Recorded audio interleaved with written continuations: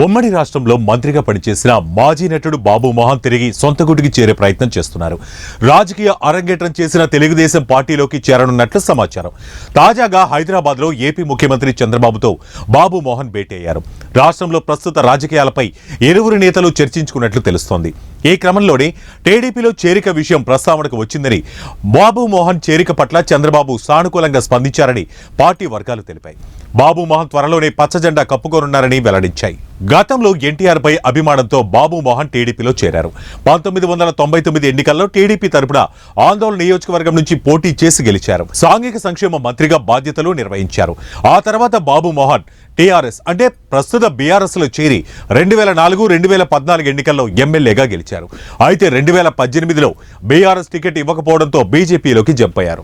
2018 ఎన్నికల్లో బీఆర్ఎస్ అభ్యర్థి చేతిలో, 2023 ఎన్నికల్లో కాంగ్రెస్ అభ్యర్థి చేతిలో ఓడిపోయారు. అనంతరం బీజేపీకి గుడ్ బై చెప్పి ప్రజాశాంతి పార్టీలో చేరారు. ఆంధ్రప్రదేశ్లో టీడీపీ ప్రభుత్వం ఏర్పాటు చేయడంతో ప్రస్తుతం తెలంగాణలోనూ పార్టీని బలోపేతం చేయాలని చంద్రబాబు సంకల్పించినట్లు పార్టీ వర్గాలు తెలిపాయి. ఇందులో భాగంగా ఆదివారం ఎన్టీఆర్ భవన్ లో ముఖ్య నాయకులతో చంద్రబాబు సమావేశమయ్యారు. బాబు మోహన్ కూడా ఈ సమావేశానికి హాజరయ్యారు. ఈ సందర్భంగా పార్టీలో చేరికలకు చంద్రబాబు గ్రీన్ సిగ్నల్ ఇచ్చినట్లు తెలుస్తోంది. గతంలో పార్టీని వీడిన వారితో చంద్రబాబు మాట్లాడినట్లు సమాచారం. ఈ నేపథ్యంలో టీడీపీలోకి ఎంతమంది తిరిగి వస్తారనే దానిపై ఊహాగానాలు జరుగుతున్నాయి.